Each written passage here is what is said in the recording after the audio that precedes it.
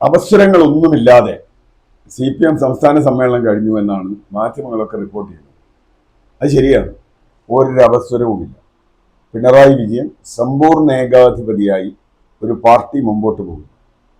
ഒരു കമ്മ്യൂണിസ്റ്റ് പാർട്ടിക്ക് സംഭവിക്കാവുന്ന ഏറ്റവും വലിയ ദുരന്തമാണത് എന്നതാണ് മറ്റൊരു കാര്യം. കാരണം ചരിത്രത്തിൽ എപ്പോഴൊക്കെ കമ്മ്യൂണിസ്റ്റ് പാർട്ടിയിൽ ഏകാധിപതിയായി ഒരാൾ വരുന്നു, അയാളുടെ വായിക്ക് തിരുവായിക്ക് എതിർവായില്ല എന്ന രൂപത്തിൽ എല്ലാവരും അനുസരിക്കുന്നുവെങ്കിൽ അത് തന്നെ ഒരു കമ്മ്യൂണിസ്റ്റ് പാർട്ടിയുടെ താഴോട്ടുള്ള പോക്കിന്റെ ഗതിയാണ് നമ്മൾ മനസ്സിലാക്കുക.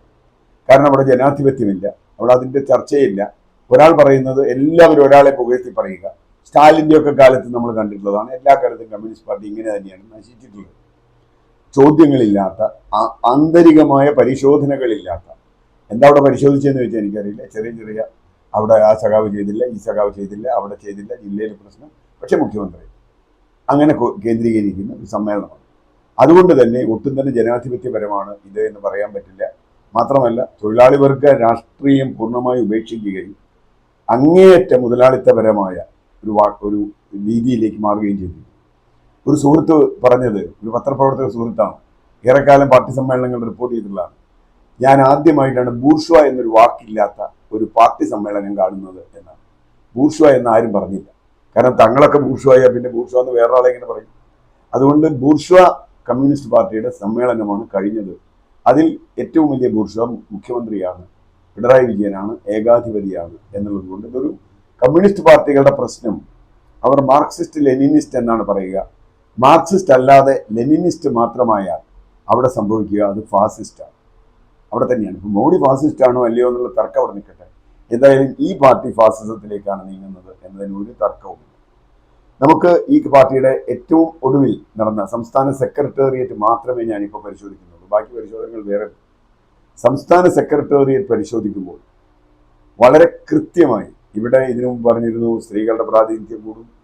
സെക്രട്ടേറിയറ്റ് ആണല്ലോ ഏറ്റവും അധികാരമുള്ള ഘടന. അവിടെ സ്ത്രീകളുടെ പ്രാതിനിധ്യം, ദളിതരുടെ പ്രാതിനിധ്യം, മതന്യൂനപക്ഷങ്ങളുടെ പ്രാതിനിധ്യമൊക്കെ കൂടുമെന്ന് പറഞ്ഞു.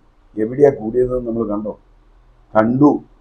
ഒരു സ്ത്രീ, അത് ശൈലജ ടീച്ചർ, അവർ മുമ്പേ കേന്ദ്ര കമ്മിറ്റി അംഗമാണ്, അതുകൊണ്ട് അവരെ ഒഴിവാക്കാൻ പറ്റില്ല. രണ്ടാമത് ഒരേ ഒരു ദളിതൻ, അത് PK ബിജു, അദ്ദേഹവും മുൻപ് കേന്ദ്ര കമ്മിറ്റി അംഗമാണ്, അതുകൊണ്ട് അദ്ദേഹത്തെ ഒഴിവാക്കാൻ പറ്റില്ല. 75 വയസ്സുമായിട്ടില്ല. പിന്നെ ഉള്ള ഒരാൾ മുഖ്യമന്ത്രിയുടെ മരുമകൻ റിയാസ് മുൻപ് കേന്ദ്ര കമ്മിറ്റി ഇവിടുത്തെ സെക്രട്ടേറിയറ്റ് അംഗമാണ്, അതുകൊണ്ട് അങ്ങനെ ഒഴിവാക്കാൻ പറ്റില്ല, പിന്നെ ഒഴിവാക്കാൻ പാടില്ല. ആ അർത്ഥത്തിൽ ബാക്കി 15 പേരും ഇതല്ലാത്ത വിഭാഗങ്ങളിൽ പെടുന്നവരാണ് എന്നത് വളരെ കൃത്യമായ ഒരു മെസ്സേജാണ്. പാർട്ടി ജനങ്ങൾക്ക് കൊടുക്കുന്ന മെസ്സേജ്. ഞങ്ങൾക്ക് ഇവരൊന്നും ആവശ്യമില്ല. കേരളത്തിലെ സവർണ സമ്പന്ന വിഭാഗങ്ങളുടെ, പാർട്ടിയുടെ റിപ്പോർട്ടിൽ തന്നെ ചിലർ റിപ്പോർട്ട് ചെയ്തിട്ടുള്ളത് മധ്യവർഗ വിഭാഗങ്ങളുടെ കൂടുതൽ വോട്ട് നേടി വിജയിക്കുക എന്ന ലക്ഷ്യം. അവിടെ തന്നെ പാർട്ടി പെറ്റി ബൂർഷ്വ പാർട്ടി എന്ന് നമ്മൾ കമ്മ്യൂണിസ്റ്റുകാർ പണ്ട് അപലപിക്കാറുണ്ട്. ആ തലത്തിലേക്ക് വന്നിരിക്കുന്നു. സ്വകാര്യ മൂലത്തിന് മറ്റു കാര്യങ്ങളൊക്കെ അതിൻ്റെ ഭാഗമായി വന്നതാണ്. അതുകൊണ്ടാണ് ഞാൻ സെക്രട്ടേറിയറ്റ് പരിശോധിക്കാം എന്ന് പറഞ്ഞത്. സെക്രട്ടേറിയറ്റിൽ ഒഴിവാക്കപ്പെട്ട ആളുകളാണ് യഥാർത്ഥത്തിൽ ശ്രദ്ധിക്കപ്പെടേണ്ടത് എന്നാണ് എനിക്ക് തോന്നുന്നത്.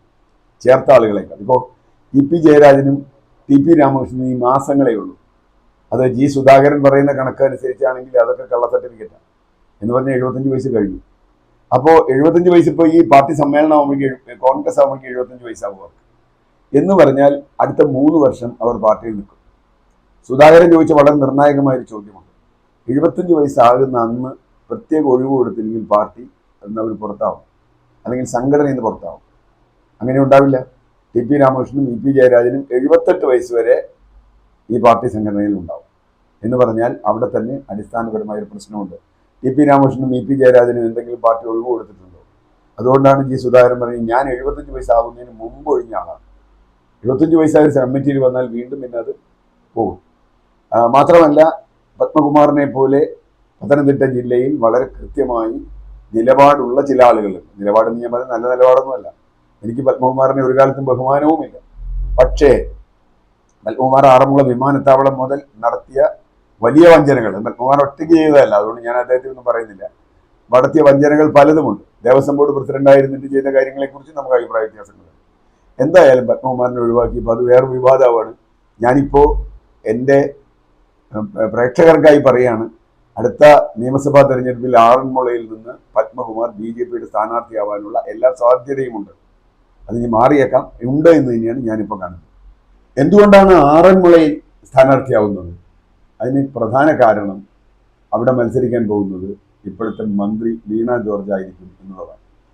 വീണ ജോർജിനെ വ്യക്തിപരമായി അറ്റാക്ക് ചെയ്തുകൊണ്ട് തന്നെയാണ് പത്മകുമാർ തൻ്റെ പ്രസ്താവന പറഞ്ഞിട്ടുള്ളത്. എന്താ പ്രസ്താവന? 50 വർഷം പരിചയമുള്ള തന്നെ ഒഴിവാക്കിക്കൊണ്ട് 50 വയസ്സ് മാത്രമായ ഒരാളെ, വീണ ജോർജിനെ, സംസ്ഥാന കമ്മിറ്റിയിൽ ക്ഷണിതാവായി എടുത്തു. അപ്പോൾ പത്മകുമാറിനെ ഒഴിവാക്കി വീണ ജോർജിനെ എടുത്തു എന്ന് പറഞ്ഞാൽ അത് വളരെ കൃത്യമായ ഒരു ആരോപണം തന്നെയാണ്. ആരോപണത്തിന് മറുപടി എന്നോണമായിരിക്കും അദ്ദേഹം ആറന്മുളയിൽ മത്സരിക്കുക എന്ന കാര്യത്തിൽ എനിക്ക് സംശയമുണ്ട്. ഒഴിവാക്കപ്പെട്ട മറ്റൊരാൾ നമ്മുടെ കേരളത്തിൽ ഒരുപക്ഷെ ഏറ്റവും കൂടുതൽ പേഴ്സണൽ ഫോളോവേഴ്സ് ഉള്ള, ഒരുപക്ഷെ പിണറായി വിജയൻ കഴിഞ്ഞാൽ വ്യക്തിപരമായി ഫോളോവേഴ്സ് ഉള്ള കമ്മ്യൂണിസ്റ്റ് പാർട്ടി നേതാവാണ് പി ജയരാജൻ.